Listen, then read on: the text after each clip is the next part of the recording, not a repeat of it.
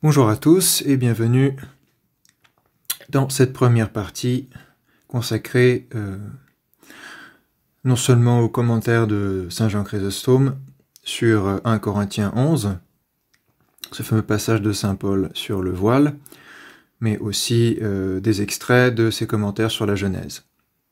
Et pour mettre en parallèle certains passages, puisqu'évidemment Saint Paul se réfère énormément à la Genèse dans son argumentation, donc il est intéressant de regarder que Saint Jean Chrysostome dit dans ses commentaires sur la Genèse.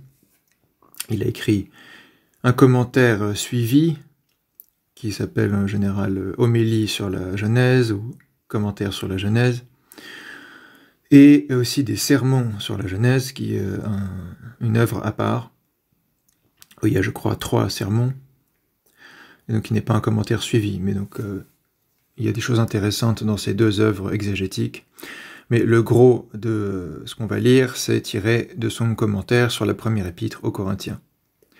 Et les commentaires de Saint Jean Chrysostome sur les épîtres de Saint Paul font partie évidemment des commentaires les plus fameux, les plus réputés, les plus lus, et les plus influents sur l'interprétation des épîtres de Saint Paul. Pour la langue grecque, évidemment, chez les latins, il y a eu d'autres commentateurs, dont Ambrosiaster au IVe siècle, pour certaines épîtres, Saint Jérôme, sur l'épître aux Galates par exemple, mais bon, des commentaires complets des épîtres de Saint Paul par des grands saints, il n'y en a pas tant que ça. Et donc finalement, les commentaires de Saint Jean Chrysostome font référence en Orient et en général, puisque c'est l'un des plus grands pères de l'Église, et aussi l'un des plus grands exégètes et orateurs de l'histoire de l'Église, d'où son nom de Chrysostomos, qui veut dire « à la bouche d'or ». Comme vous le savez sans doute, Saint Jean bouche d'or, Saint Jean Chrysostome, archevêque de Constantinople, mort en 407. Donc, on ne le présente pas en général, vous pouvez lire sa vie, une vie écrite, je crois, par Pallade, vie de Saint Jean Chrysostome, aux sources chrétiennes, et c'est sans doute l'auteur le plus prolifique de l'Orient chrétien, dont on a conservé le plus d'œuvres, ce qui en fait un peu le pendant en termes de masse de l'œuvre de saint Augustin en Occident. En général, si on regarde surtout les Post-Nicene Fathers, l'édition anglicane épiscopalienne des Pères de l'Église, il y a une série complète dédiée aux écrits d'Augustin et une série complète dédiée aux écrits de Saint Jean Chrysostome, parce que c'est ceux qui ont sans doute le plus écrit, en tout cas dans ce qui a été conservé, le plus écrit en tant qu'auteur individuel. Donc on peut dire que l'œuvre complète, il est difficile de savoir si l'œuvre complète a vraiment été traduite. En tout cas, il y a toujours des traductions inédites d'œuvres de Saint Jean Chrysostome. Mais il y a eu une édition, en tout cas, qui se voulait œuvre complète de Saint Jean Chrysostome en français au XIXe siècle, donc pour certains passages, on va s'en inspirer. Puisque grosso modo, on a voulu en priorité utiliser une traduction plus récente quand elle était disponible, donc notamment les éditions de Jacques de Pentos, qui sont des versions abrégées des commentaires de Saint Jean Chrysostome sur les évangiles, les épîtres de Paul, la Genèse, etc. Des versions abrégées, donc c'est pas complet. Et donc pour les passages qui ont été traduits plus récemment par Jacques de Pentos, on a pris plutôt cette traduction-là, et pour des passages qui n'étaient pas inclus dans ces éditions abrégées, on est allé voir la traduction plus ancienne de Bareil, qui date de la fin du XIXe siècle, et qui, lui, faisait des traductions intégrales des homélies. Donc ça permettait de voir quand même s'il y avait des choses intéressantes dans les passages non sélectionnés par d'autres éditeurs.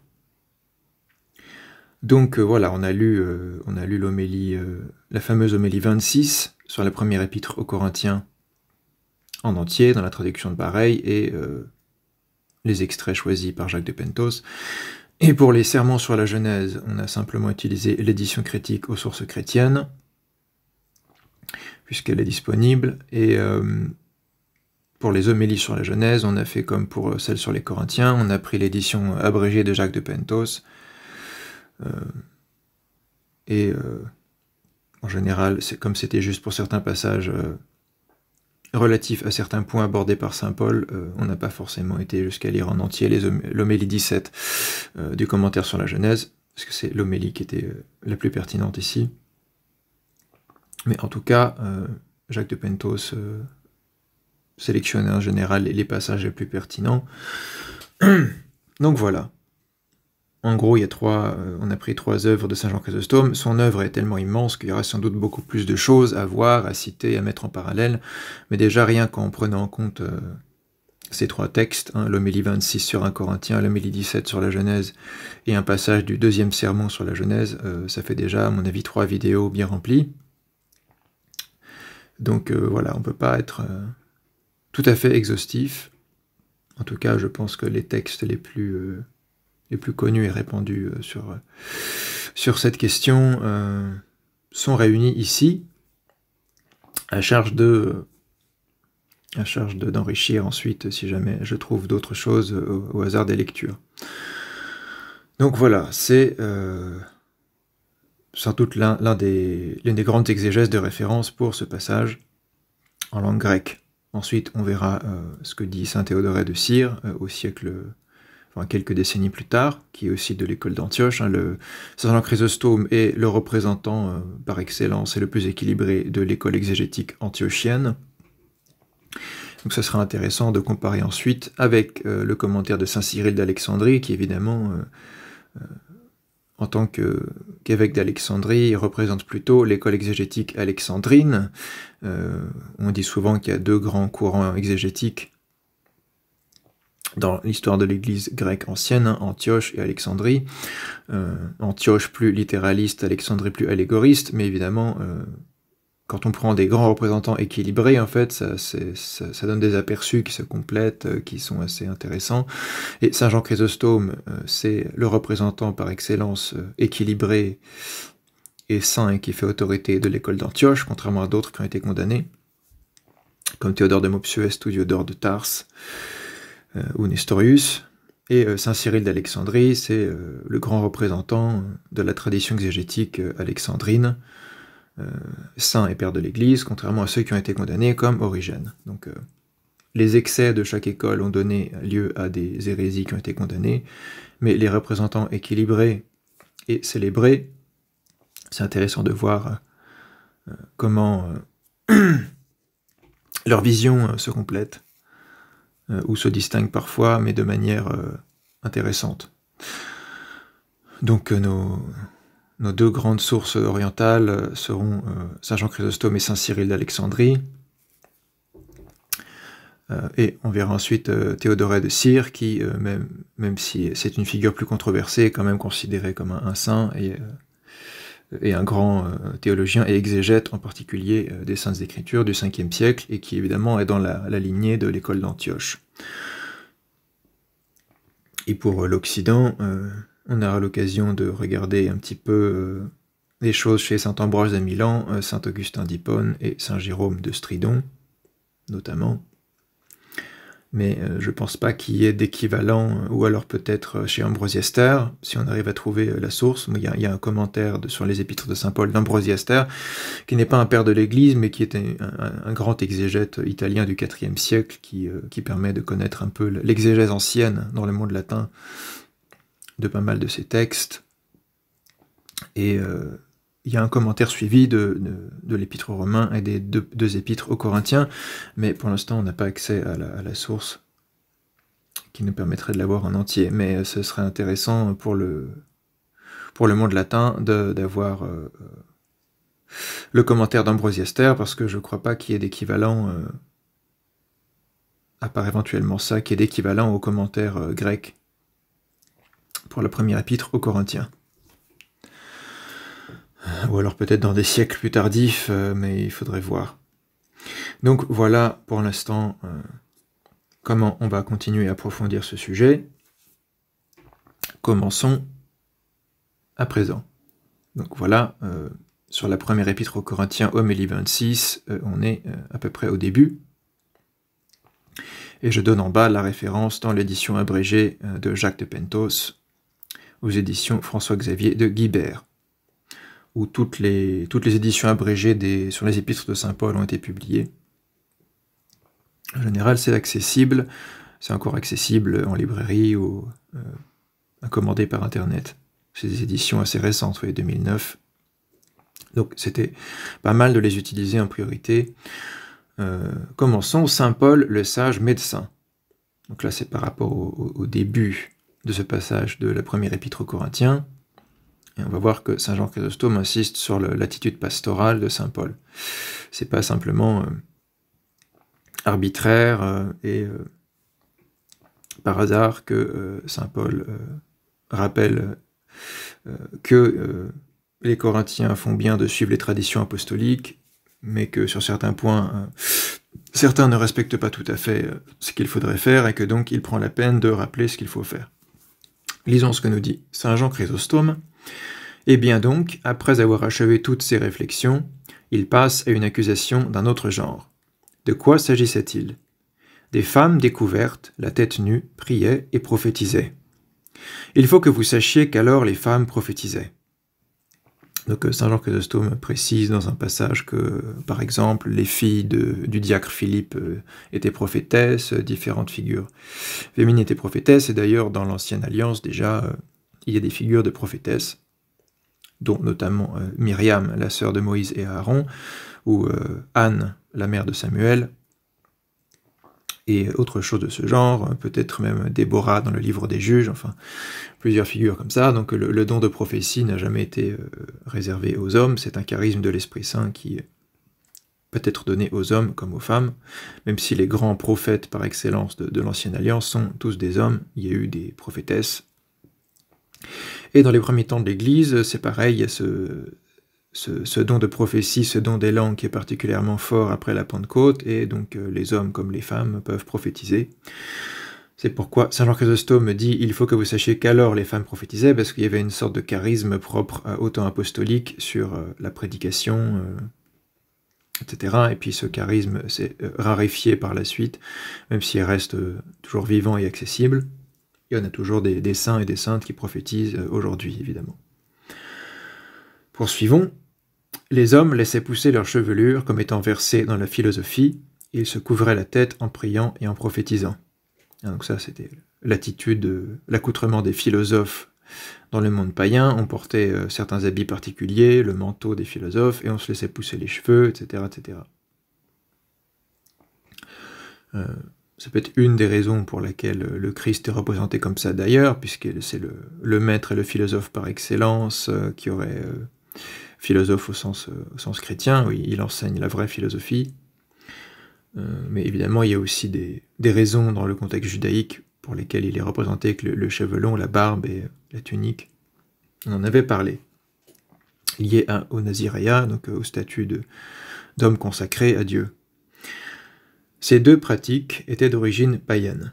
Donc les femmes qui priaient la tête nue et les hommes qui priaient la tête couverte. Les deux pratiques sont d'origine païenne, dit saint Jean Chrysostome. Il faut croire que l'apôtre, saint Paul, avait fait de vive voix aux fidèles sur tous ces points des exhortations, que les uns s'y étaient conformés et que les autres ne l'avaient pas écouté. Voilà pourquoi il les reprend dans sa lettre, et comme un sage médecin, recommence à les traiter pour les guérir enfin. Donc il y a une attitude maladive, pathologique, à guérir.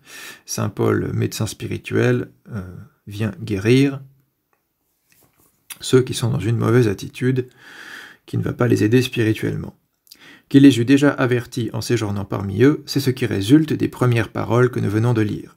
Car pourquoi n'ayant rien dit nulle part à ce sujet dans sa lettre, et ne s'étant occupé que des reproches à formuler, leur dit-il sans préambule, « Je vous loue, mes frères, de ce que vous vous souvenez de moi en toutes choses, et que vous gardez les traditions que je vous ai transmises. » 1 Corinthiens 11, 2. Donc saint Jean Chrysostome fait remarquer que probablement, évidemment, saint Paul, quand il était à Corinthe, a enseigné un certain nombre de choses oralement aux Corinthiens, et là il y fait des allusions, et que Évidemment, nous, on n'a pas tout le contexte qu'avaient les Corinthiens eux-mêmes quand ils ont reçu la lettre pour comprendre toutes les allusions, mais déjà, on peut comprendre qu'il y a des allusions à des enseignements que saint Paul avait donnés directement, puisqu'il y fait référence. Hein. Vous vous souvenez de moi en toutes choses, ça veut dire qu'il les a enseignés de vive voix, comme il le dit aux Thessaloniciens aussi, à chaque fois qu'il écrit à des églises qu'il a lui-même fondées ou contribué à fonder et à faire fructifier. C'est pourquoi saint Jean Chrysostome précise, vous le voyez, les uns l'ont écouté et il les loue. Les autres ne l'ont pas écouté, et ce qu'il dit ensuite a pour but de les redresser. Si quelqu'un se plaît à contester, pour nous, ce n'est pas notre habitude. 1 Corinthiens 11,16. Donc il fait remarquer qu'au début du passage, 1 Corinthiens 11,2, il loue ceux qui suivent son enseignement, et à la fin du passage, 1 Corinthiens 11,16, qui est sa conclusion sur le sujet, il redresse ceux qui refusent d'obtempérer. Si quelqu'un se plaît à contester, ou si quelqu'un aime les querelles, philonikos ine, pour nous, ce n'est pas notre habitude, il ajoute, ni non plus celle des églises de Dieu. Si pendant que les uns agissaient avec droiture et que les autres refusaient de l'écouter, il les eût tous enveloppés dans ses accusations, cela serait devenu plus obstiné, et ceux-ci auraient eu moins de zèle.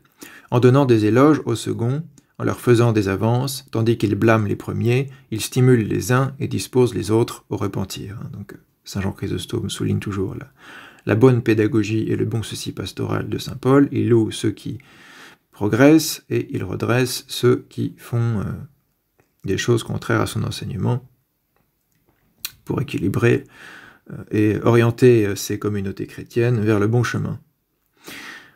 La réprimande frappe assez par elle-même, mais la compagnie, avec les vertus d'autrui et les éloges décernés à ces vertus, aiguillonnent encore mieux les âmes.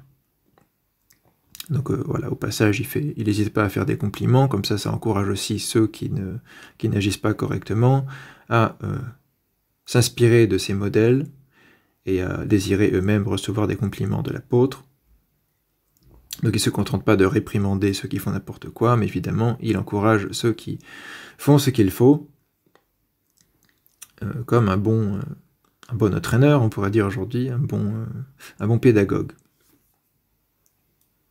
Alors, vous savez que selon Clément d'Alexandrie, le Christ, c'est le pédagogue par excellence, donc il a écrit ce traité qui s'appelle « O Pédagogos », le pédagogue, où le pédagogue c'est le Christ, le Verbe de Dieu, et donc les apôtres, en tant que successeurs sur terre du Christ, doivent être évidemment de bons pédagogues selon le Christ. Donc c'est pas pour rien que juste avant, saint Paul dit « Soyez mes imitateurs comme moi je le suis du Christ ». 1 Corinthiens 11,3 et les raisons du précepte. Et saint Jean Chrysostome va souligner que, évidemment, il y a une transmission orale derrière tout ça qui justifie que saint Paul va de but en blanc là-dessus. D'où il résulte qu'il leur communiquait autrement que par écrit beaucoup de préceptes. C'est ce qu'il indique ailleurs dans un grand nombre de passages. Mais alors il se contentait de communiquer les préceptes, tandis que maintenant il fait plus, il en explique la raison. Par là, il raffermissait ceux qui l'écoutaient, et il rabattait l'orgueil des contradicteurs. Donc, comme la plupart des pères de l'Église, saint Jean remarque que la prédication apostolique et la transmission de la foi se faisaient principalement oralement, et les épîtres qu'on a conservées sont en quelque sorte des compléments que saint Paul envoie à distance pour régler des problèmes qui ont lieu en son absence, mais l'essentiel de la transmission se faisait oralement et directement. Et donc beaucoup de préceptes sont transmis oralement, et ils ne sont pas forcément tous transmis par écrit dans les épîtres qu'on a conservées. C'est pourquoi sola scriptura ne peut pas fonctionner pour conserver correctement la foi chrétienne. Et c'est pourquoi saint Jean Chrysostome, d'ailleurs, dans un autre commentaire, il me semble sur l'évangile selon saint Matthieu, dit que idéalement, on n'aurait même pas besoin de la Sainte Écriture, le Saint-Esprit nous dicterait directement ce qu'il faut faire, ce qu'il faut croire dans le cœur, si notre cœur était purifié. En quelque sorte, la Sainte Écriture est un tremplin pour aller plus loin et au-delà, et c'est par la purification intérieure qu'on peut être en contact direct avec l'Esprit Saint, et où l'Écriture se passe directement dans le cœur finalement. hein, les tablettes de chair, c'est une idée qui reprend saint Paul. Et c'est pourquoi aussi saint Irénée de Lyon remarque dans Contre les hérésies, livre 3, qu'il existe des barbares qui ne comprennent pas le grec, et donc ils ne peuvent pas lire les Saintes Écritures, car à son époque, elles existent qu'en grec, au IIe siècle.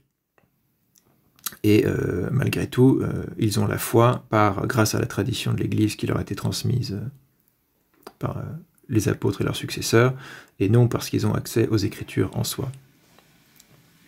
Et donc pour saint Irénée de Lyon, c'est un argument pour dire que finalement la regula fidei et la tradition apostolique transmise par les églises, par les sièges apostoliques, qui la transmet de génération en génération, a une place plus importante et plus fondamentale que l'écriture sainte, finalement, dans la connaissance de la foi chrétienne. Ce qui n'empêche pas de profiter du fait que nous avons les Saintes Écritures pour les utiliser comme source dogmatique et éthique, évidemment. Mais je souligne que c'est jamais un point de vue patristique sola scriptura, et c'est toujours détourner l'attitude des pères que de vouloir leur faire dire sola scriptura, alors que quand ils font l'éloge de l'écriture, c'est dans un contexte précis, c'est pas pour nier la nécessité de la tradition. Et on a évidemment des contextes où ils sont bien obligés d'insister sur la tradition, puisque les hérétiques font de l'écriture ce qu'ils veulent, ce qui est précisément le cas de saint Irénée de Lyon dans Contre les hérésies, de saint Basile le Grand dans son traité sur le Saint-Esprit, etc. Ou, comme on le verra, de saint Vincent de Lérins dans le Commonitoire. Hein. C'est des grands passages, ou Tertullien dans la prescription des hérétiques, tous ces grands textes qui montrent que c'est pas sola scriptura. C'est plutôt prima scriptura, c'est-à-dire l'écriture est une source primaire, primordiale, mais pas exclusive. Et ce n'est pas la seule autorité en matière de foi, comme c'est assez clair chez saint Basile. Poursuivons, après cette digression que je crois utile. Donc, oralement, il communiquait les préceptes, mais il n'expliquait pas toujours la raison, et là, comme il y a un problème et que certains contestent, il va prendre la peine de donner la raison de cette paradosis, de cette tradition. Ensuite, il ne dit pas « vous avez obéi, d'autres n'ont pas obéi », mais sans marquer aucun soupçon, il le fait assez entendre, par son enseignement même, lorsqu'il ajoute en ces termes « mais je désire que vous sachiez que le Christ est le chef de tout homme, que l'homme est le chef de la femme, et que Dieu est le chef du Christ. » 1 Corinthiens 11, 3. Donc c'est dans ce « je désire que vous sachiez que » ou « cependant, sachez que » on sent qu'il a des correctifs ou des reproches à faire, mais il n'insiste pas trop sévèrement dessus pour que ça puisse passer. Donc toujours grande pédagogie de saint Paul, qui est le médecin spirituel de son troupeau. Voilà donc le précepte expliqué dans sa cause. C'est important, c'est-à-dire que pour saint Jean Chrysostome, cette phrase, 1 Corinthiens 11, 3, c'est l'explication fondamentale de saint Paul pour le port du voile des femmes et la tête découverte pour les hommes. Donc il dit voilà le précepte, ce précepte-là, expliqué dans sa cause.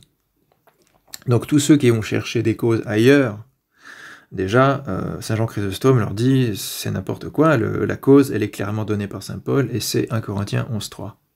À savoir fondamentalement que l'homme est le chef de la femme. Mais il le relie évidemment dans une hiérarchie plus globale, hein, le Christ est le chef de tout homme, l'homme est le chef de la femme, Dieu est le chef du Christ, etc.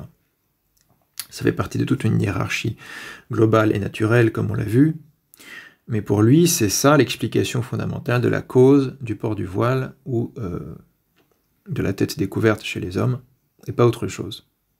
C'est pas une question de prostituée à Corinthe, c'est pas une question de mode vestimentaire à Corinthe, c'est pas une question de Corinthe en particulier, on voit que c'est une question de théologie et d'anthropologie biblique. Et cette cause, dit saint Jean Chrysostome, il la donne pour rendre les faibles plus appliqués. Celui qui est fidèle est fort et n'a pas besoin de raisonnement ou d'explication. Pour obéir aux préceptes, il lui suffit de les recevoir. Donc saint Paul n'insiste pas sur ce point parce que tout le monde respecte la tradition, mais parce que certains, par faiblesse, ne peuvent pas simplement la recevoir, mais contestent et demandent des raisons, demandent des justifications, etc. C'est pourquoi saint Jean dit « Au contraire, celui qui est faible a besoin d'en savoir les raisons. Celui qui n'est pas capable d'accepter simplement avec humilité l'enseignement des apôtres, il se rappelle alors avec plus de plaisir ce qu'on lui a dit et devient plus ardent à la pratique, évidemment. c'est toujours utile de rappeler les raisons quand il y a des remises en cause. Mais parfois, le problème ne vient pas vraiment d'une ignorance sur les raisons, mais d'une attitude contestataire fondamentalement contraire à l'état d'esprit chrétien. C'est pour ça que saint Paul finit sur si certains aiment les querelles ou se plaisent à contester, nous n'avons pas cette habitude, ni non plus les églises de Dieu, et il clôt le sujet là-dessus, pour ceux qui ne seraient pas satisfaits par les raisons données par saint Paul. Donc voilà, on voit que l'objectif de saint Paul pour saint Jean Chrysostome, c'est de rabattre l'orgueil des contradicteurs. Fondamentalement un problème spirituel. Il y a des contradicteurs orgueilleux ou des orgueilleuses, sans doute des deux côtés, puisque c'est un passage qui concerne les hommes et les femmes à la fois. Et à cause de ces contradicteurs orgueilleux, il donne la cause théologique de tout ça, et en espérant que ça suffira, évidemment, et si jamais ça ne suffit pas, on voit ce qui est dit en 1 Corinthiens 11,16. Il faut avoir une attitude et une habitude chrétienne, celle des églises de Dieu, qui est de ne pas contester. 1 Corinthiens 11,3 est la réfutation des hérétiques. Évidemment, ça appelle beaucoup de commentaires sur la christologie et la triadologie, cette phrase de saint Paul, puisque c'était mis à profit par les ariens, notamment, et on sait qu'à l'époque de saint Jean Chrysostome, l'arianisme c'est quelque chose, ça fait une grande crise dans l'Église, et c'était pas terminé. Donc c'est très brûlant à l'époque, puisqu'il prêche ses homélies à Antioche, alors qu'il n'est pas encore évêque de Constantinople, donc on est bien au cœur du IVe siècle, en pleine crise arienne, quand saint Jean Chrysostome est probablement prêtre à Constantinople, à Antioche, et de l'école antiochienne, et ensuite il devient archevêque de Constantinople. Donc j'ai pas mis tout l'extrait où il parle de ça, parce que c'est un petit peu hors sujet, puisqu'ici on parle pas de christologie en particulier, mais pour qu'on ait conscience de cet aspect théologique de ce passage de saint Paul, j'ai mis un petit extrait quand même.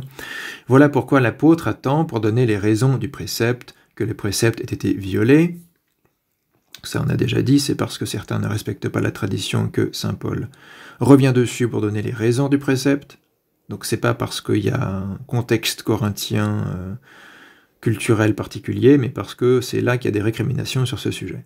Donc le précepte est violé, on en appelle à saint Paul, qui fait autorité et qui donne les raisons du précepte. Quelles sont donc ces raisons? Le Christ est le chef de tout homme. Il commence par le début de ce verset. Comment donc? Même du gentil, c'est-à-dire du païen? Et pour saint Jean Chrysostome, non, ça parle de tout homme chrétien. Nullement, car c'est parce que nous sommes le corps de Jésus-Christ, une partie de ses membres, que Jésus-Christ est notre tête, képhalie.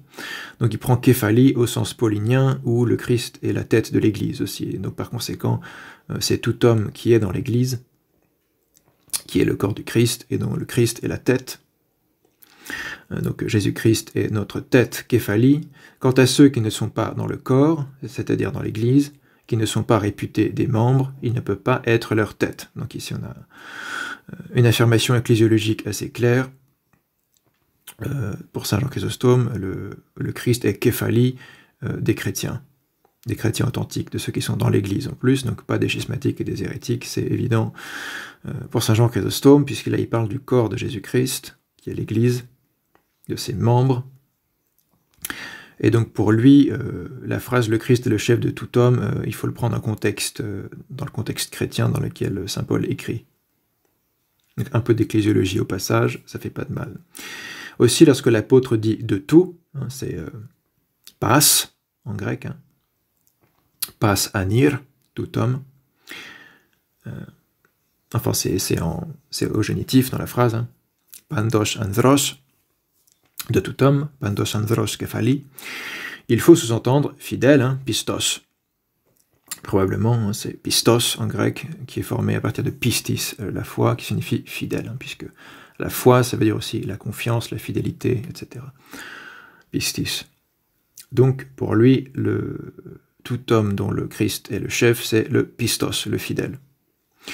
L'homme, ensuite, plus loin, l'homme est le chef de la femme et Dieu est le chef du Christ. Il reprend la suite du verset.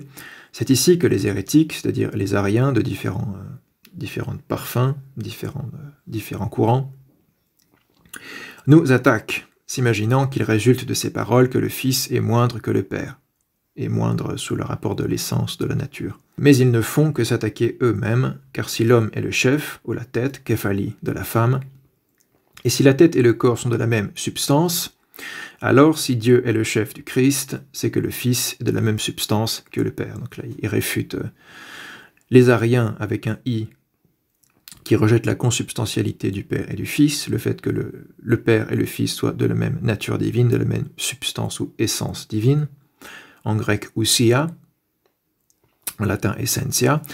Donc là même, on pourrait appeler ça l'homoousie, si on prend le grec, hein, donc l'homoousion, le fameux homoousion du credo de Nicée, et pour saint Jean Chrysostome, puisqu'il est évident pour tout le monde que l'homme et la femme sont consubstantiels, ils ont la même nature humaine, la même ousia de l'humanité, eh bien, ça veut bien dire que si l'homme est le chef de la femme ne signifie pas une différence de substance, alors le fait que Dieu, qui est Dieu le Père, soit le chef du Christ, n'indique pas non plus une différence de substance. Donc c'est pas une bonne exégèse, et l'arianisme ne peut pas se prévaloir de ce verset.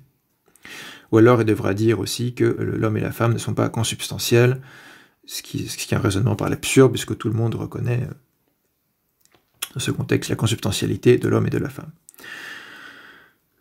Après, il développe pas mal ce passage anti-arien.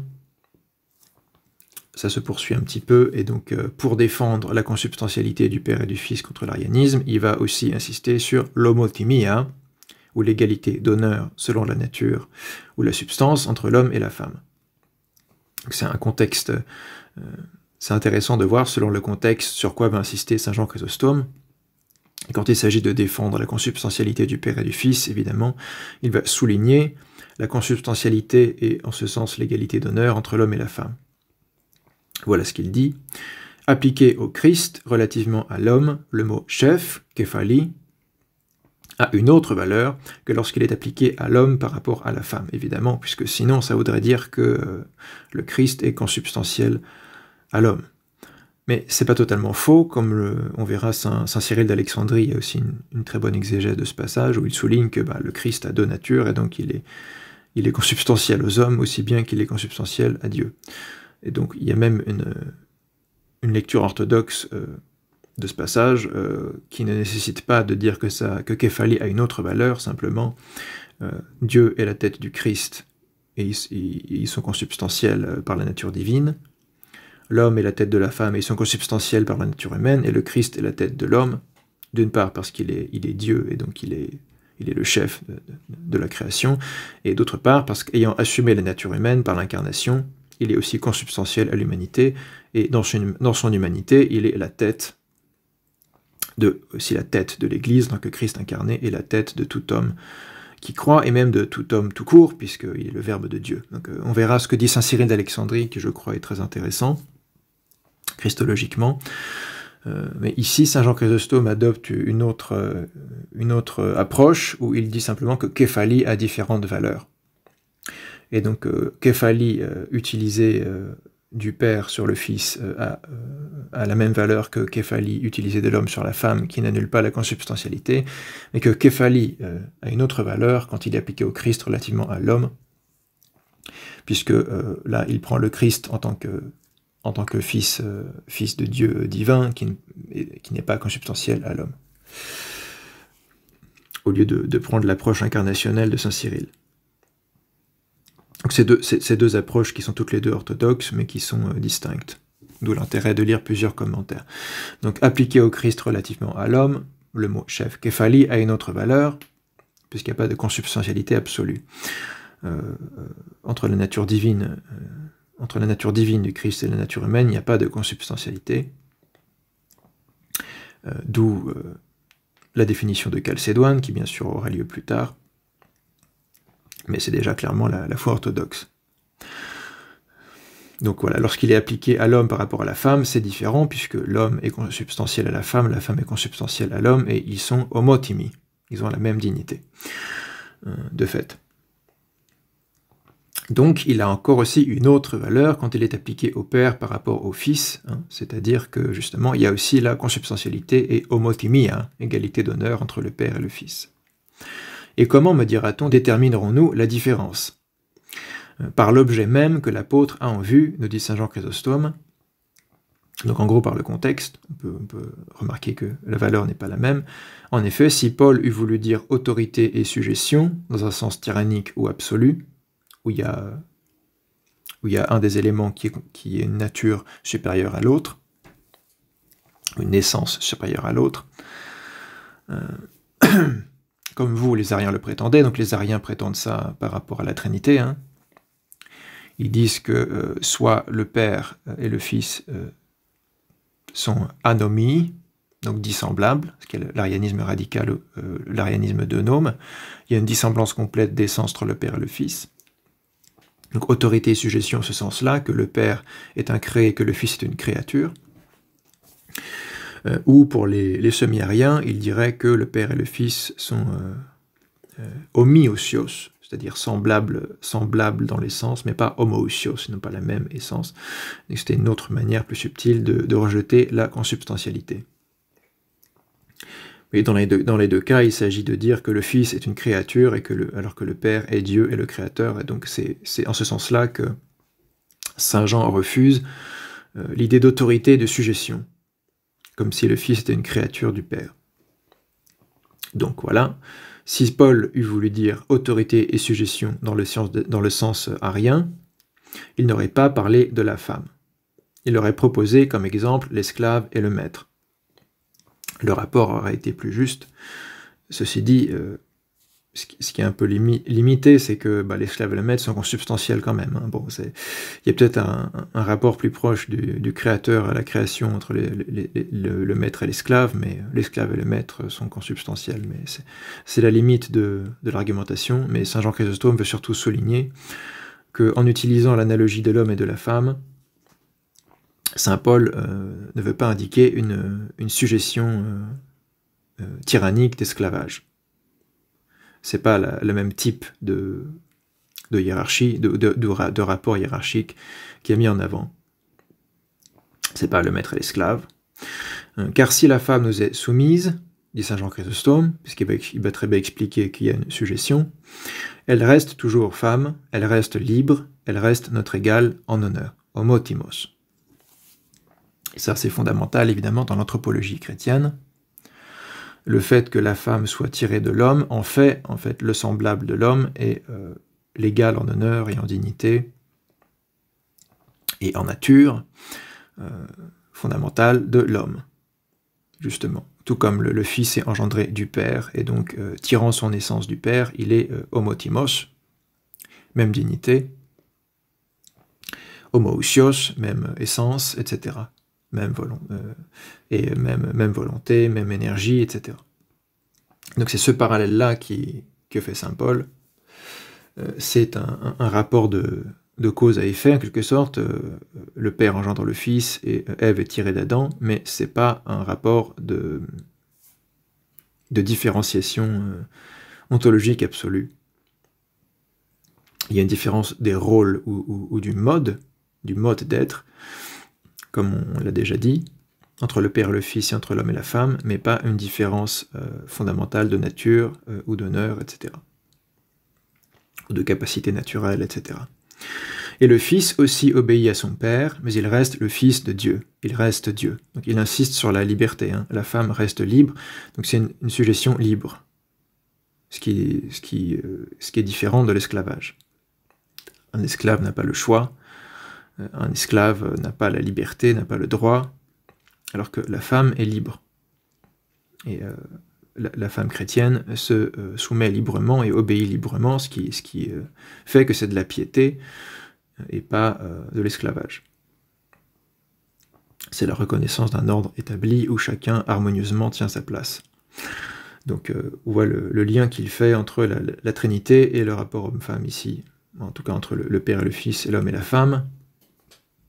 Il en tire tout ce qu'il peut pour défendre le dogme orthodoxe sur la Trinité, évidemment. De même que le Fils a plus d'obéissance pour son Père que les hommes n'en ont pour ceux qui les ont engendrés, leurs parents, de même en lui la liberté est plus grande. Et en effet, si les devoirs du Fils envers le Père sont plus impérieux pour lui, puisqu'il y a une seule volonté finalement, plus conforme à sa nature que chez les hommes, ainsi en est-il des devoirs du Père envers le Fils. Donc il y a une forme de réciprocité également. C'est pas simplement que le Fils obéit exactement au Père, mais évidemment le Père remplit exactement tous ses devoirs de Père également. Car si nous admirons le Fils obéissant jusqu'à mourir, et jusqu'à mourir sur la croix, reprise de saint Paul, si nous disons qu'il y a là un merveilleux mystère, c'est un mystère également merveilleux que le Père ait engendré un tel Fils. Donc l'honneur et la gloire rejaillissent sur le Père, et c'est exactement ce que saint Paul dit aussi de la gloire de la femme rejaillit sur l'homme. C'est pour ça que la femme est la gloire de l'homme. Non pas un esclave de ses ordres, on parle du Fils, non pas un esclave de ses ordres, mais un Fils libre, obéissant, partageant ses conseils. Car le conseiller n'est pas un esclave. Néanmoins, ce mot de conseiller ne veut pas dire que le Père ait besoin d'un conseiller, mais que le Fils est en honneur l'égal de son Père, homotimos. Donc la notion centrale ici de la défense de saint Jean Chrysostome, c'est homotimia, qui était aussi un terme très important pour les pères de l'Église pour lutter contre l'arianisme, et notamment tout le traité de saint Basile le Grand sur le Saint-Esprit est centré sur la notion d'homotimie, des qualités d'honneur de l'Esprit Saint avec le Père et le Fils. Et pour éviter les querelles à l'infini, il n'allait pas jusqu'à dire que l'esprit était homoousios, mais il avait trouvé un moyen de dire la même chose autrement en disant qu'il est homotimos. Il y a une égale dignité, un égal honneur de l'esprit avec le Père et le Fils, qui revient à dire finalement qu'ils ont la même essence. Donc l'homotimia, c'est un mot très fort qui indique une unité très forte, une même ontologie fondamentale. Donc la distinction père-fils ou homme-femme n'est pas une distinction au niveau proprement ontologique. Enfin, ça dépend comment on entend ce terme. Hein. En tout cas, c'est pas une distinction dans l'essence, c'est une distinction dans le mode d'être, dans le mode de cette essence, hein, le tropos, dans le rôle attribué à différentes manières de vivre la même essence, on pourrait dire, différentes formes, en termes aristotéliciens, on pourrait dire différentes formes, différentes idées du même genus. Mais ça c'est un petit peu technique, mais c'est un peu comme ça qu'il faut le voir. Il y a un seul genre humain, mais il y a deux manières de le vivre, de le réaliser, qu'on pourrait appeler forma, en latin, et il y a la forme masculine, la forme féminine. Ce qu'on appelle la gens la genre féminine et la genre masculine, même s'il n'y a qu'un seul genus, qui est le genre humain. Philosophiquement, ça peut être vu comme ça. Donc voilà, c'est mine de rien intéressant, puisque pour défendre la consubstantialité, le dogme trinitaire, saint Jean souligne l'homotimie de l'homme et de la femme. Ce qui permettra de contrebalancer les autres passages où, le contexte étant différent, il va insister sur la suggestion et le rapport hiérarchique. Et comme les deux sont vrais en même temps, c'est important de les souligner à la fois. Donc voilà, ensuite, il en vient au cœur du sujet qui est plutôt, saint Paul insiste sur le rapport hiérarchique, le rapport de soumission comme correctif du péché ancestral. Il va beaucoup insister sur cette idée, saint Jean Chrysostome. Donc, toujours dans la même homélie, homélie 26, partie 2, il ne faut donc pas étendre trop loin, dans un sens absolu, cette comparaison tirée de l'homme et de la femme, au sens où il ne faut pas faire du mot képhalie quelque chose de trop fort qui empêcherait la consubstantialité. Donc, le mot képhalie, au sens où le Christ est le chef de tout homme, on l'a vu pour saint Jean, c'est pas la même valeur qu'entre l'homme et la femme. Et donc l'homme n'est pas képhalie de la femme au sens d'un tyran qui a son esclave taillable et corvéable à merci. C'est pas ça. C'est plutôt le même rapport qu'il y a entre le Père et le Fils. On a vu que c'est un rapport d'obéissance libre, de liberté fondamentale, de conseiller qui a un rôle à jouer comme étant égal en honneur et en dignité. Donc on voit qu'il y a différentes valeurs de képhalie pour Saint Jean Chrysostome dans ce passage, et la valeur qui compte ici est plutôt une valeur de soumission, de sujétion, avec une notion de liberté conservée. Il ne faut donc pas étendre trop loin dans un sens absolu cette comparaison tirée de l'homme et de la femme. Chez nous, ce n'est pas sans raison que la femme est soumise à l'homme, car l'égalité d'honneur engendre la lutte. C'est pour éviter certaines conséquences dues à la chute et à l'homothymie dans un état de chute. Donc il va insister sur le fait qu'il y avait l'homothymie, l'égalité d'honneur, avant la chute, mais que cette réalité devient destructrice après la chute à cause des conséquences du péché ancestral et que donc un correctif était nécessaire. Et ce correctif est donné par Dieu lui-même dans la Genèse, Genèse 3, 16. Pour ne pas que l'homothymie originelle devienne cause de problèmes graves et insolubles, il met en place cette suggestion. Cette suggestion, d'ailleurs, a une autre cause, la séduction de la première femme. Donc il dit une autre cause, puisque la première cause, comme il le souligne aussi ailleurs, c'est que l'homme a été créé par Dieu d'abord, et ensuite Ève a été tirée de Adam, ce qui est la raison donnée par saint Paul. Mais saint Jean Chrysostome rappelle que cette suggestion a une autre cause. Par ailleurs, la séduction de la première femme, Ève. La femme ne fut pas, aussitôt après sa création, assujettie à l'homme, au même sens qu'elle le sera ensuite. Et quand Dieu la mena à son mari, elle n'entendit ni Dieu ni son mari lui parler de dépendance. Adam lui dit seulement qu'elle était l'os de ses os et la chair de sa chair, Genèse 2,23, c'est-à-dire qu'il insiste sur la consubstantialité. Elle est son semblable, elle est tirée de ses os et de sa chair, contrairement aux autres créatures dont il a déjà donné les noms, etc., et qui n'étaient pas ses semblables. On a déjà vu que le motif pour la création d'Ève, c'est que Adam est seul de son espèce au monde, et qu'il n'est pas bon qu'il reste seul sans semblable, et donc Ève est créée pour être son aide, en tant que semblable d'Adam. De commandement ou de suggestion, il ne lui dit rien. Bon, il ne lui dit rien, mais il y avait quand même cet ordre naturel. C'est pour ça que je mets en note une certaine dépendance naturelle découle cependant nécessairement de la raison d'être de la création d'Ève, et c'est là-dessus que aussi insiste saint Paul, être une aide pour Adam, ce sur quoi insiste clairement saint Paul. Mais on peut dire que cette dépendance-là, inscrite dans la nature, et d'abord comprise intuitivement, n'était pas encore l'objet d'un commandement divin, ou d'un correctif lié à une situation catastrophique, ni une suggestion au sens fort. Après la transgression, elle devient une injonction divine, comme le dit saint Jean Chrysostome dans la suite. Mais quand elle eut fait un mauvais usage de son pouvoir, alors j'ai pas pu regarder le grec, mais c'est peut-être exousia, c'est intéressant, une exousia mal exercée, qui expliquerait pourquoi saint Paul ensuite dit qu'elle doit avoir exousia sur la tête. Et évidemment, tout ça est lié à comment Ève a elle-même agi ou voulu utiliser son exousia dans l'Éden. Donc, quand elle lui fait un mauvais usage de son pouvoir,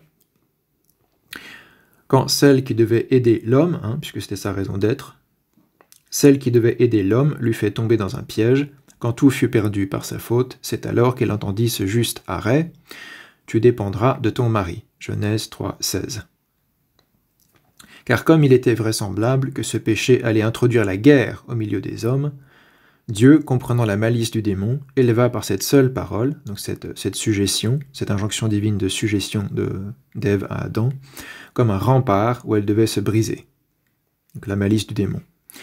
Par cette sentence, et aussi par la concupiscence naturelle, donc ça c'est l'idée que le fait que l'homme et la femme seraient naturellement attirés l'un vers l'autre, et attirés à s'unir pour procréer et pour vivre en harmonie. Donc, même la concupiscence naturelle est vue comme une forme de correctif nécessaire au péché ancestral pour la procréation et la multiplication de l'humanité post-lapsaire. Donc elle n'est pas nécessairement mauvaise en elle-même, même si elle est une conséquence de la chute, car une partie des conséquences de la chute sont en fait des correctifs, et tout acte tout acte punitif de Dieu qui n'est pas une mise à mort directe est en fait un acte correctif aussi. Donc c'est ce qui est mieux en fait. Étant donné la situation, c'est ce qui est mieux. Donc c'est ce qu'on appelle une économie. Et donc cette sujétion de la femme à l'homme fait partie de l'économie divine pour corriger les conséquences dramatiques du péché ancestral. Et c'est ce que souligne ici saint Jean Chrysostome. Le démon aurait tiré profit de cette guerre, entre guillemets, cette lutte des sexes entre l'homme et la femme à cause du péché ancestral, d'accusations mutuelles, de culpabilité mutuelle, et pour mettre un rempart contre la malice du démon, il met en place cette sujétion.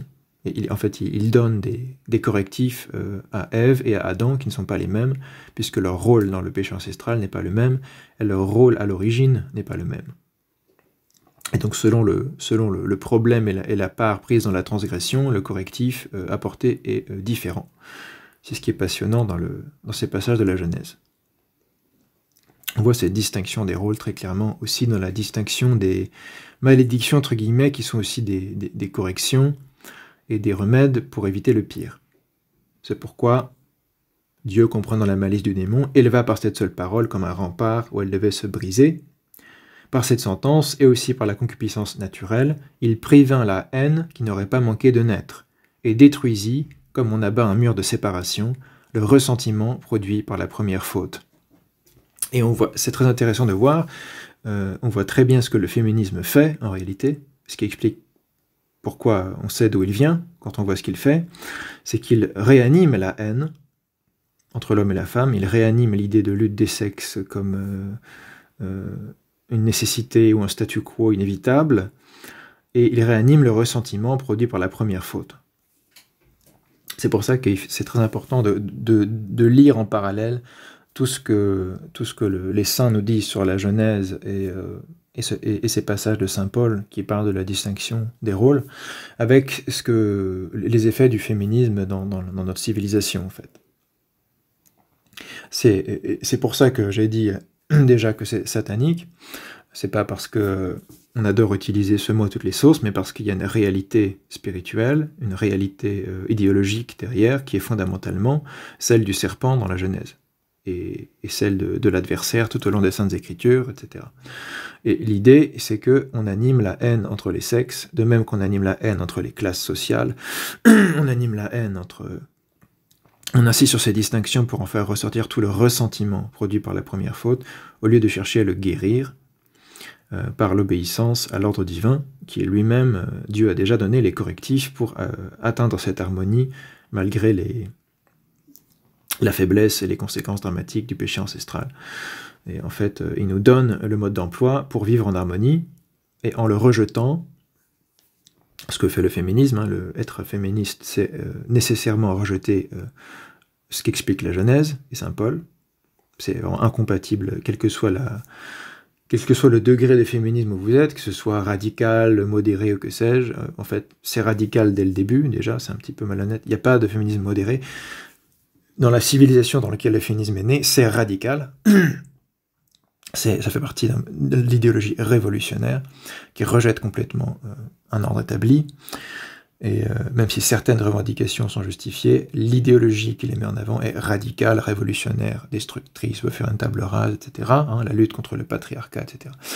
Donc même si on a vu qu'il y a des mauvais patriarcats, dire on va se débarrasser du patriarcat tout court, ça c'est évidemment un radicalisme contre l'ordre divin qui est un ordre patriarcal. C'est ce qu'explique la Genèse et saint Paul.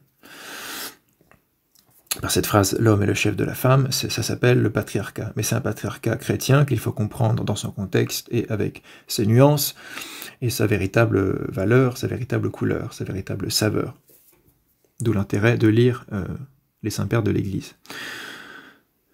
Parce que justement, ils sont pas du tout misogynes, et si on compare avec des vrais misogynes, comme Charles Baudelaire ou Friedrich Nietzsche ou que sais-je, toutes ces figures qui sont... complètement adulés par les athées, les nihilistes, etc., mais qui sont des vrais misogynes, des vrais misogynes, qui méprisent complètement la femme, et ce qu'est la femme par nature. Chez Charles Baudelaire, c'est assez clair. Il fait l'éloge du maquillage parce que ça cache la femme naturelle, etc. Enfin, oui. il déteste la femme, où il faut qu'elle soit complètement raffinée par la culture pour qu'on oublie finalement qu'elle est ce qu'elle est. Enfin bon, ça c'est de la misogynie. Mais vous allez voir que les pères de l'Église, c'est pas féministe, mais c'est pas de la misogynie. C'est comment la femme peut être à la hauteur de sa vraie dignité, de son véritable honneur, de sa vraie potentialité spirituelle, et atteindre à la même récompense céleste et la même participation à la grâce divine que l'homme. Ce qui est sans doute la vision la plus exaltée qu'on puisse avoir de la femme, mais elle ne passe pas par une usurpation de l'autorité donnée à l'homme. C'est là qu'on voit que c'est un état d'esprit très différent. Et donc voilà, c'est un passage très intéressant. Il insiste sur le fait qu'il y a eu un état édénique, qu'il y a eu le péché ancestral, que ce péché a eu des conséquences dans les rapports homme-femme comme sous bien d'autres aspects, et que pour éviter le pire dans ces conséquences, Dieu a donné un mode d'emploi pour l'harmonie non seulement du couple, ici il n'y avait que Adam et Ève, donc évidemment c'est un couple, un mari et une femme, mais ça devient valable dans les rapports homme-femme en général, comme on l'a vu, parce qu'on ne peut pas limiter ce que dit saint Paul simplement au couple. Et ça explique aussi pourquoi ça a des conséquences dans l'Église au niveau des fonctions ecclésiastiques. Sur le même thème, voilà un passage du commentaire sur la Genèse, Homélie 17. Donc on a une édition récente abrégée par Jacques de Pentos, cette fois aux éditions Artege, publiée en 2013. Il reprend un peu la même idée quand il commente la Genèse, ici. Dieu ajoute « Tu seras sous la puissance de ton mari et il te dominera ». Genèse 3, 16. Littéralement, ça doit être de ton homme, ça doit être anir, qui est utilisé, andra. Donc, on a vu, c'est le même mot. Hein. Tu seras sous la puissance de ton homme et il te dominera. Ne semble-t-il pas qu'ici, Dieu cherche à s'excuser, et c'est comme s'il disait à la femme, « Au commencement, je t'avais assigné le même rang d'honneur et de gloire qu'à l'homme. » Qui reprend cette même idée d'homotimie originelle, qui n'est pas complètement perdue, mais qui, avec les conséquences de la chute, demande un correctif pour que l'harmonie soit rétablie. Donc j'ai remis une note, parce qu'on verra ensuite. Hein. Cela ne peut cependant pas être interprété comme un égalitarisme absolu, d'ailleurs ça serait contradictoire avec ce que dit saint Jean Chrysostome par ailleurs, et une absence totale de hiérarchie fonctionnelle entre l'homme et la femme avant le péché ancestral, comme le démontrera le passage suivant, tiré de la même homélie de saint Jean. Ce dernier cherche à tirer ici le maximum de ce verset biblique post-lapsaire, c'est-à-dire d'après la chute, mais est bien obligé de nuancer son propos quand il traite de la faute proprement adamique. On va voir juste après que quand il interprète le correctif ou le châtiment, entre guillemets, donné par Dieu à Adam, on voit qu'il y a déjà une faute liée à une hiérarchie naturelle. Donc quand il dit qu'au commencement, il y avait le même rang d'honneur et de gloire que l'homme, ça ne signifie pas qu'il n'y avait pas de distinction pertinente dans les rôles entre l'homme et la femme, puisqu'il est obligé de le supposer aussi quand il aborde le cas de Adam. Quand il aborde le cas de Ève en particulier, il souligne le contraste entre avant et après la chute, évidemment, pour expliquer ce Genèse 3,16. Donc au commencement, je t'avais assigné le même rang d'honneur de gloire qu'à l'homme, l'homotimia. Je t'avais communiqué tous les privilèges, mais on voit que dans d'autres passages, il précise quand même qu'il y a un privilège, il y a une fonction de commandement donnée à Adam qui n'est pas donnée à Ève, donc il faut toujours renuancer, relativiser ce qui est dit ici par ce qui est dit ailleurs. Je t'avais communiqué tous les privilèges, et je t'avais donné comme à lui l'empire sur l'univers. C'est intéressant, c'est qu'il parle de l'empire sur l'univers, il parle d'un empire sur Adam, évidemment. Et puisque tu as abusé de ta dignité, je te soumets à l'homme.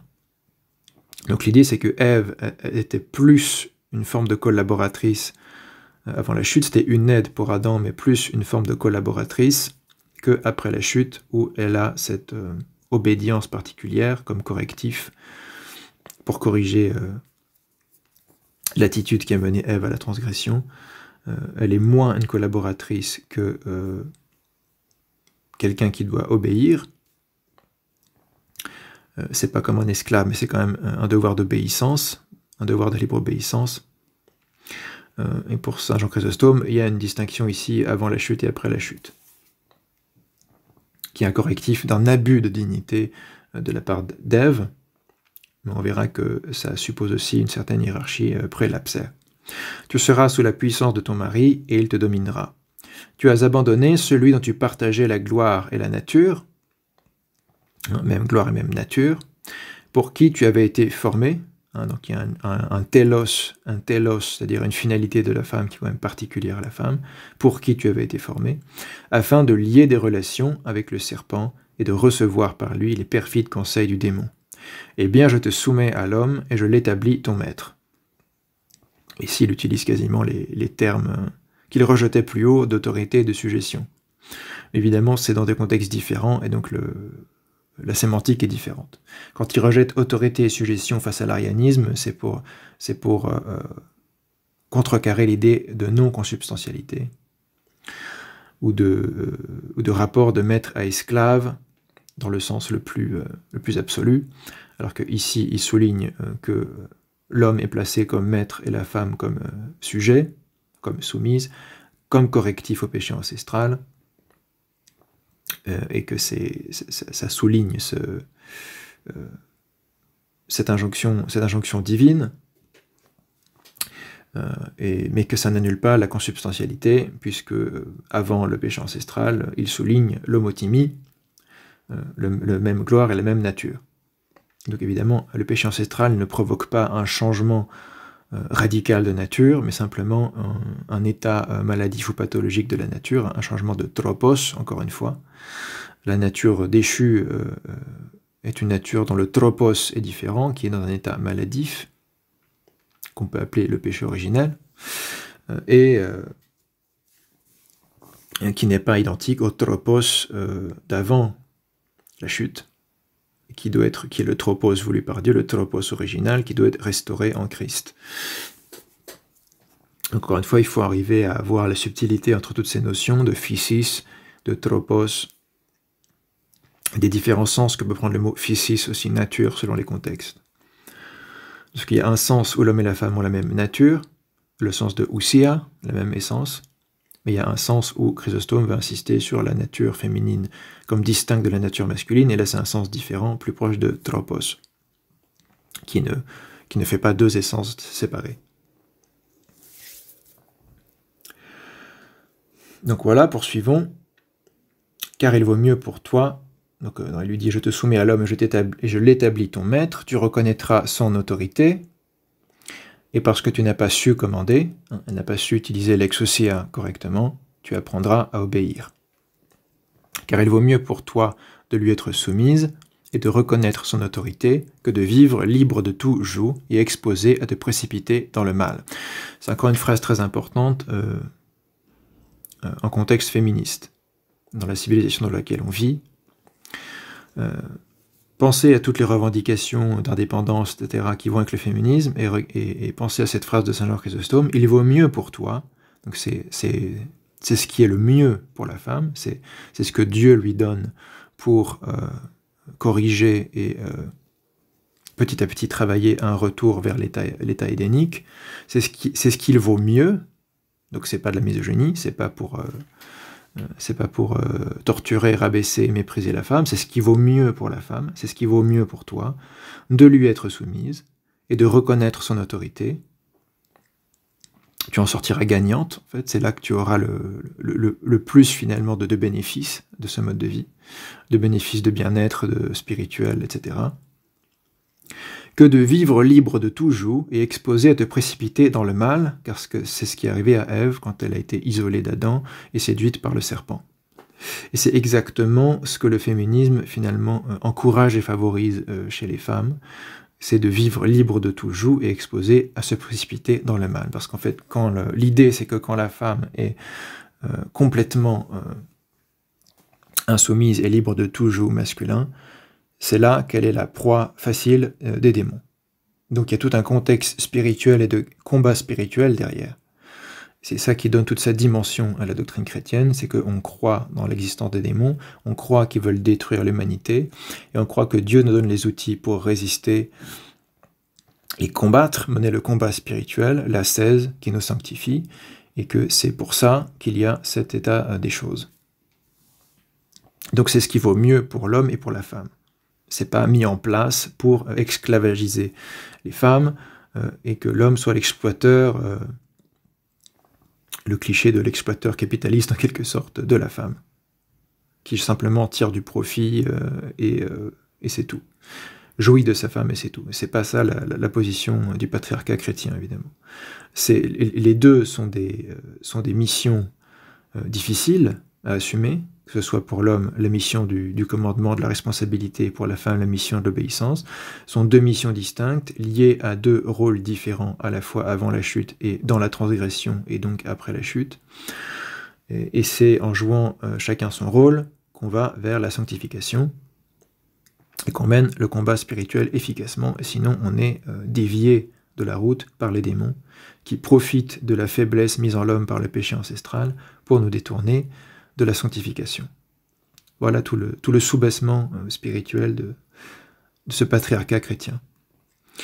Saint Jean continue, en paraphrasant Dieu, « Je te soumets donc à l'homme », il fait parler Dieu, le Dieu de la Genèse, « Je te soumets donc à l'homme pour ton propre avantage ».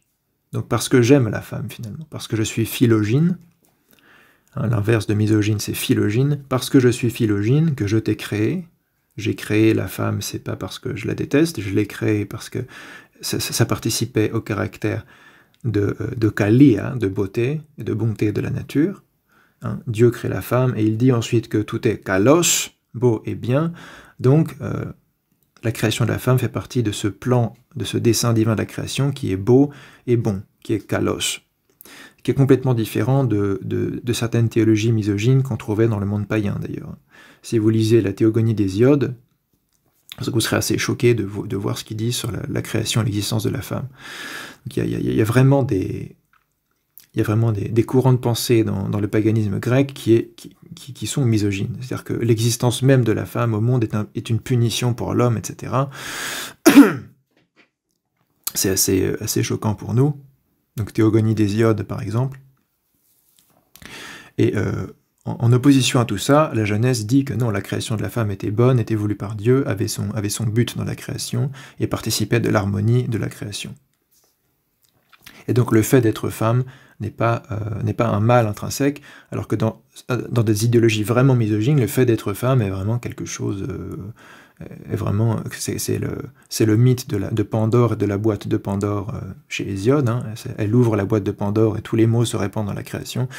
C'est pas vraiment ça la vision chrétienne, évidemment. Même si Ève est séduite par le serpent, en fait, il y a une série de... Il y a un rôle dans la transgression qui est celui du serpent. C'est pas juste la femme toute seule qui décide de faire n'importe quoi, c'est celui du serpent qui est le subvertisseur, si on peut dire, celui d'Ève et celui d'Adam. Et les trois sont impliqués, et les trois reçoivent un châtiment de Dieu, et le serpent reçoit un châtiment pur, parce que il a été... soit on considère que c'est un symbole de Satan lui-même, soit qu'il a été possédé par Satan, et il est purement châtié, il n'y a pas de correctif, parce qu'il n'y a rien à faire, c'est le démon, alors que Ève et Adam reçoivent un châtiment correction, parce que Dieu aime l'humanité, Dieu a créé l'homme et la femme à son image et à sa ressemblance, et ce qu'il veut, c'est les relever, les aider à revenir, à se repentir, et pas simplement les détruire. Donc il y a une différence aussi, ici. Donc voilà, c'est un passage très important. Il vaut mieux pour toi de lui être soumise et de reconnaître son autorité, c'est de la philogynie, que de vivre libre de tout joug et exposé à te précipiter dans le mal, car les conséquences psychologiques sont terribles. Je te soumets donc à l'homme pour ton propre avantage, et je veux que tu lui obéisses sans contrainte, comme dans le corps, les membres obéissent à la tête. Et là, il revient sur le symbolisme de Képhali, et sur l'idée développée par saint Paul déjà dans un sens ecclésiologique de la tête et des membres. Képhali et Taméli. Donc ici, saint Jean souligne que la femme doit être comme un membre dont la tête est l'homme, et l'homme comme la tête dont la femme est un membre. Donc en fait, c'est pas un rapport de sujétion tyrannique, parce que c'est le même corps. Donc c'est une image très, très forte, et c'est pour ça que saint Paul utilise képhalie, parce que la tête commande aux membres, mais les membres font partie du même corps que la tête. Et donc il y a une solidarité fondamentale, il y a une unité, une recherche d'harmonie et de vivre ensemble fondamentale, et pas une guerre. Parce qu'il y a une guerre entre la tête et les membres, le corps meurt, tout simplement. C'est pour ça que le féminisme détruit tout simplement la civilisation, détruit l'homme et la femme, détruit la famille, qui est une des cellules de base de toute culture, de toute civilisation, de tout ordre, c'est la famille. Ça détruit l'homme et la femme, ça détruit la famille, et ça détruit la foi. C'est comme ça qu'on sait d'où ça vient. Voilà maintenant le petit contrebalancement nécessaire. Un rapport hiérarchique naturel précédait cependant déjà le péché ancestral. Et c'est évident que saint Paul insiste là-dessus quand il fait appel à la création de l'homme et de la femme qui se passe avant le péché ancestral. Et donc dans la même homélie 17 sur la Genèse, saint Jean Chrysostome dit bien « En effet, le Seigneur venait par son ineffable patience de toucher le cœur d'Adam et de lui faire sentir la gravité de sa faute. » Donc là, on parle de ce qui se passe par rapport à la faute d'Adam. Et la paraphrase que saint Jean Chrysostome met dans la bouche de Dieu vis-à-vis de cette faute d'Adam. Et voilà que celui-ci cherche à s'excuser, donc Adam, en disant « La femme que tu m'as donnée pour compagne m'a présenté du fruit de cet arbre, et j'en ai mangé. » Donc il veut, en quelque sorte, c'est un peu factuel finalement, mais il commence quand même par dire « La femme que tu m'as donnée », donc il y a une forme de dédouanement, il cherche à se dédouaner un petit peu, en accusant d'abord la femme que Dieu lui a donnée. Ce qui rejaillit, la faute rejaillirait presque sur Dieu qui lui a donné cette femme. Donc on voit l'attitude ici, qui n'est pas celle justement qu'un homme doit avoir. Un homme doit prendre sur lui la responsabilité. C'est comme s'il avait dit « J'ai péché, je le sais, mais la femme que tu m'as donnée pour compagne, et dont tu as dit toi-même, faisons à l'homme une aide qui lui soit semblable, dans la Genèse, une aide qui lui soit semblable, donc fonction particulière et consubstantialité à la fois, a été la cause de ma chute. » Donc là, il paraphrase ce que devait penser Adam. Pouvais-je soupçonner que cette femme que tu m'avais donnée pour compagne me serait un sujet de honte et d'ignominie? Je savais seulement que tu l'avais formée pour être ma consolation. Tu me l'as donnée, tu me l'as amenée, et j'ignore quel motif l'a portée à me présenter le fruit que j'ai mangé. Donc, une attitude très anti-masculine de rapporter la faute sur quelqu'un d'autre. Cette réponse semble donc, au premier abord, justifier Adam. Parce que pour c'est factuel, c'est Ève qui lui a présenté le fruit. Mais en réalité, dit saint Jean Chrysostome, sa faute était inexcusable. Car comment excuseras-tu? Pouvait lui répartir le Seigneur. Donc là, saint Jean Chrysostome met des mots dans la bouche de Dieu. Car comment excuseras-tu l'oubli de mon commandement et l'assentiment accordé à la femme plutôt qu'à mes paroles? Et là, on voit que saint Jean souligne le rôle propre à l'homme, en tant que médiateur direct entre Dieu et la femme, en quelque sorte, comme le dira saint Cyril d'Alexandrie, en tant qu'image image de Dieu par excellence, au sens où il reçoit le commandement, comme l'expliquera saint Jean Chrysostome, et les images de Dieu, dans le sens exclusif, il reçoit la fonction du commandement, l'autorité du commandement, et donc c'est sa fonction d'être celui qui obéit à Dieu, qui agit selon Dieu, et qui est le chef de la femme. Et c'est parce qu'il ne remplit pas cette fonction qu'Adam est châtié. Comme le dit saint Jean Chrysostome ici.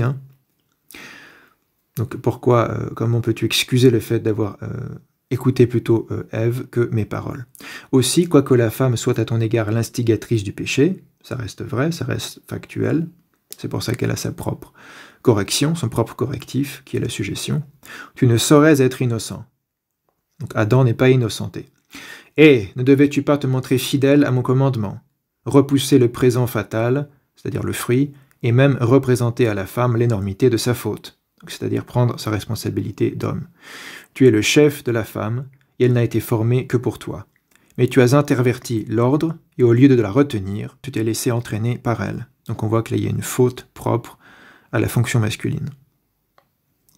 Pour s'exprimer un peu comme Georges Dumézil, quand il parle des trois fonctions indo-européennes, il y a une faute, quand il parle de la faute du guerrier, il y a une faute propre à la fonction masculine dans la Genèse, il y a une faute propre à la fonction féminine également. Et il y a la faute évidemment de Satan, qui est différent, parce que c'est un esprit déchu, qui ne peut pas se relever par le repentir, selon la tradition chrétienne. Il y a la faute de la fonction féminine, on pourrait dire, il y a cette idée fonctionnelle, hein, la fonction féminine a fauté en faisant ce qu'Ève a fait, en dépendantisation, on fait quelque chose sans l'homme, sans lui en parler, on se laisse séduire par le serpent, on se laisse séduire par la beauté du fruit, par l'idée qu'on peut devenir comme Dieu, etc., etc. Et la faute de la fonction masculine, d'avoir simplement été complaisant avec sa femme et de l'avoir écoutée, au lieu de se représenter les commandements de Dieu et de ramener la femme vers le repentir, au lieu de participer soi-même à la transgression. Donc une faute pour chacune des deux fonctions, ça fait très du mésélien, mais ça marche bien ici, qui appelle les différents commentaires de Saint Jean Chrysostome selon la fonction concernée. Et ici on voit bien qu'il parle d'un ordre qui est interverti. Avant même le péché ancestral, il y avait un ordre. Hein. Tu es le chef de la femme, c'était valable déjà finalement avant le péché ancestral. Elle n'a été formée que pour toi, hein, pour être ton aide. Tu as interverti l'ordre, au lieu de la retenir, tu t'es laissé entraîner par elle, ce qui est la faute de la fonction masculine par excellence.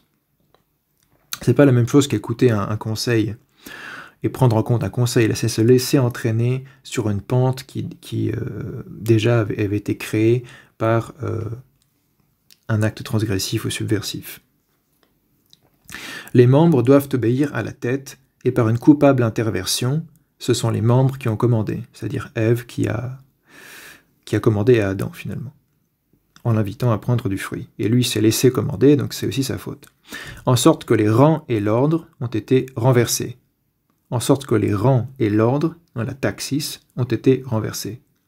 Et voilà comment tu es tombé dans cette profonde humiliation, toi qui étais revêtu de gloire et de splendeur.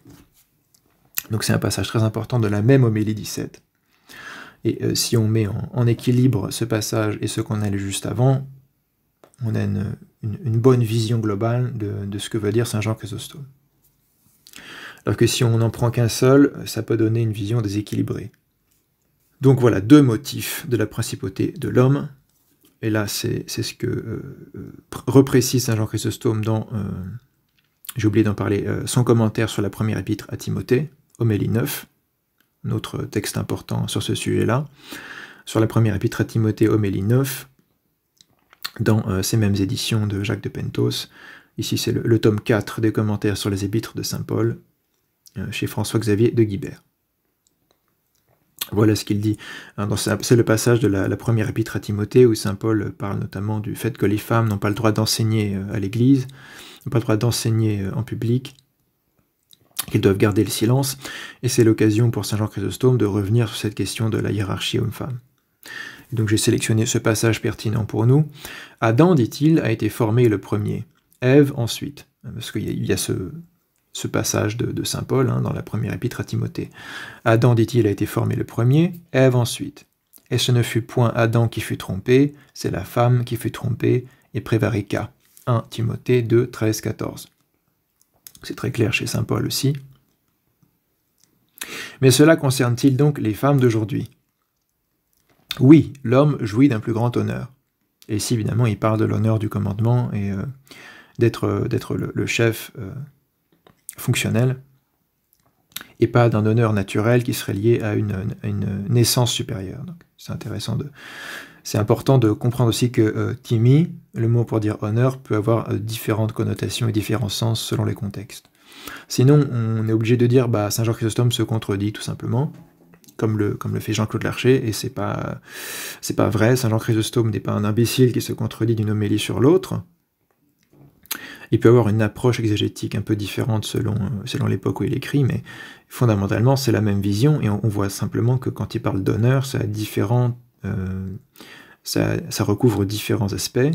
Quand il parle d'homotimia, de l'essence, évidemment, ça veut dire que l'homme et la femme sont consubstantiels, ils ont une égalité d'honneur en tant que consubstantiels, comme le Père et le Fils. Et quand il dit que l'homme jouit d'un plus grand honneur, il parle de la fonction de commandement, la fonction d'autorité, que la femme n'a pas. Donc ce sont deux sens différents de timi ici, et on pourrait tirer des comparaisons ecclésiologiques, évidemment. En un sens, certains évêques ont une primauté d'honneur, Et en un autre sens, tous les évêques ont le même honneur. Et les deux sont vrais en fait, mais honneur n'a pas le même sens. C'est-à-dire que tous les évêques ont le même honneur sacerdotal, ils sont tous évêques, ils ont tous la même ordination épiscopale, ils ont le même honneur et les mêmes pouvoirs fondamentaux du point de vue du sacerdoce, des saints mystères, et en même temps, du point de vue administratif, du point de vue, quelque sorte, de la structure d'organisation pragmatique de l'Église, qui doit prendre en compte les réalités du monde, certains sièges ont un honneur particulier, et c'est le même mot, c'est timi, mais ça ne veut pas dire la même chose. Donc, certains sièges ont certains privilèges dans l'administration de l'Église, et pourtant, cet évêque qui a des privilèges dans l'administration de l'Église a exactement le même honneur sacerdotal que cet autre évêque d'un siège moins important. Et donc c'est un bon exemple comment timi est utilisé de différentes façons. Il n'a pas un seul sens absolu. L'évêque de Rome avait la primauté d'honneur au premier millénaire quand il était orthodoxe, parce que le siège de Rome avait reçu cette primauté et était reconnue par tous comme le siège le plus important, en tout cas dans l'Empire romain. Et pourtant, ça n'empêche pas que saint Cyprien de Carthage explique que tous les évêques sont égaux en honneur et en potestas, et en puissance. Parce que là, il parle du sacerdoce. Il parle fondamentalement de ce que c'est être un évêque pour son église locale, et là, tous les évêques sont à la même enseigne. En tant qu'évêque de leur église locale, du point de vue de l'honneur sacerdotal et du pouvoir des clés, de la potestas, c'est exactement la même chose. Et ici, c'est un peu la même chose. Saint Jean Chrysostome insiste sur l'égalité d'honneur entre l'homme et la femme, parce qu'ils ont la même substance, parce que la femme est tirée de l'homme, et donc est l'os de ses os et la chair de sa chair. Donc c'est la même dignité humaine, c'est la même humanité, et pourtant, il y a aussi une distinction d'honneur, d'un point de vue fonctionnel, de la fonction de l'homme a une certaine primauté sur la fonction de la femme. Donc, ça peut être assez subtil et difficile à comprendre, mais je pense que c'est fondamental, pour plusieurs aspects, pour plusieurs sujets, de comprendre la polysémie de ces termes-là. Sinon on dit, bon, bah, ça n'a aucun sens et ça se contredit, et puis on ne peut pas aller plus loin. Et ça nous donne cette attitude de mépris intellectuel envers les pères qui est très nocive, et qu'on a hérité du protestantisme pour certains, mais ce n'est pas l'attitude orthodoxe. On peut émettre des réserves, mais toujours des réserves respectueuses. On cherche à avoir la lecture la plus charitable et la plus respectueuse des saints-pères. Donc reprenons ce texte très important. Les deux motifs ici sont résumés et mis en avant. L'homme jouit d'un plus grand honneur. Il a été formé le premier. Donc voilà, c'est une primauté du fait d'avoir été formé le premier, comme quand saint Cyprien dit que saint Pierre a une primauté du fait qu'on lui a donné d'abord le pouvoir des clés et ensuite aux autres apôtres. Il y a une idée un peu similaire comme ça, ce plus grand honneur de la primauté dans le temps.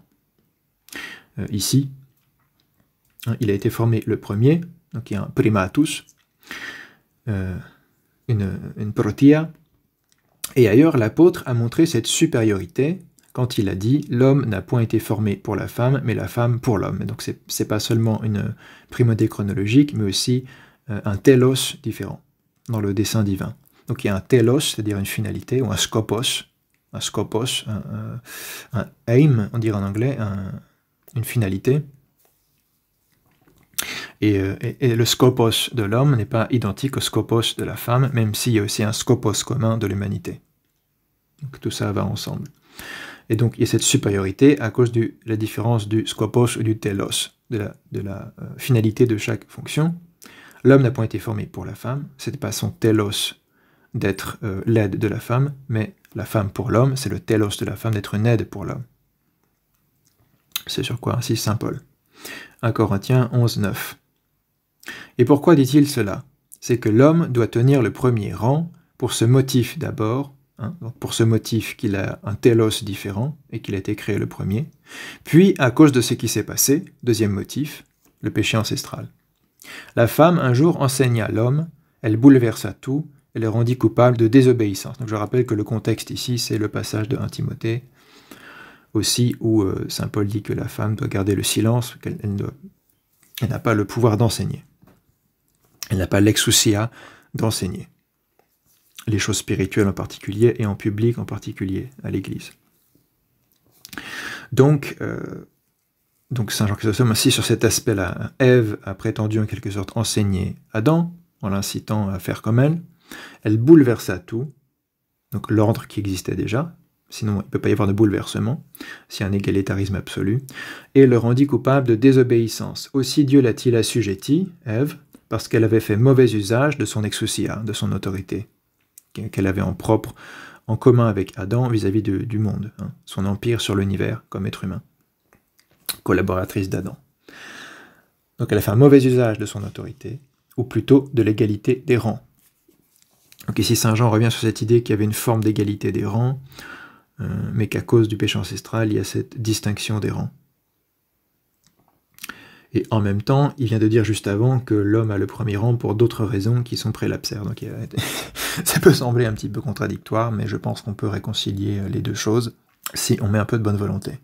Puisqu'il dit bien l'homme doit tenir le premier rang pour ce motif d'abord, donc il y a un motif indépendant du péché ancestral, puis à cause de cet autre motif. Donc c'est en deux temps.